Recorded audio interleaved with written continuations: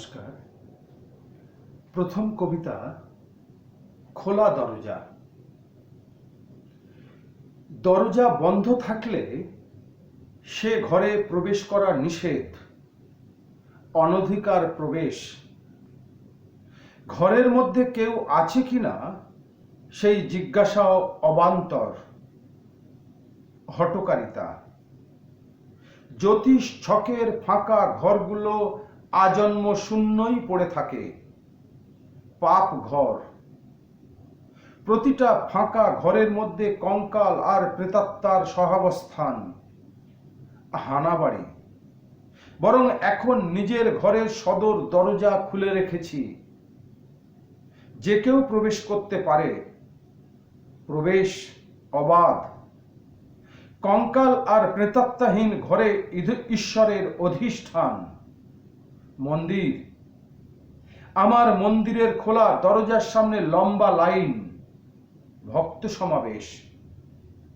প্রকৃত ভক্তের জন্য আমার ঘরের দরজা চিরস্থায়ী খোলা, অবাধ প্রবেশে এখন যে কেউ ঈশ্বর হতে পারেন। পরের কবিতা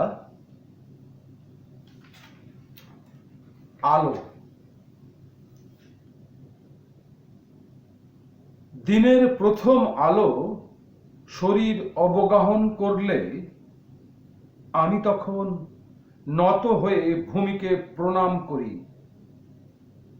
ভূমিষ্ঠ শিশুর মতো বিস্ময় প্রকৃতির বাহুবন্ধনে প্রত্যয় জাগলে নিজের অস্তিত্বদের জন্যে দুহাতে ভিক্ষা করি। এই তো প্রকৃত সময়, উত্তরণ চাই। ভূমি আমাকে শক্ত পায়ে দাঁড়াতে শেখায়, শস্য শ্যামল সবুজ বনানী আস্থা দেয়। দক্ষিণা বাতাস জানিয়ে যায় ভালোবাসার কথা।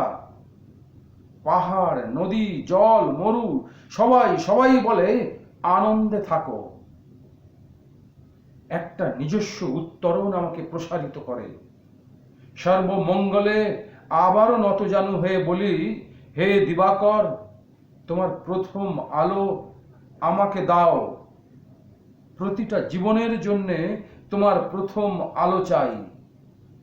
নিজের ভিতরে ভিতরে একটা আত্মতৃপ্তি অনুভব করি, আর আমার হৃদয়ের অন্তঃস্থল থেকে বেরিয়ে আসে শুধু একটাই শব্দ, ওম শান্তি। নমস্কার।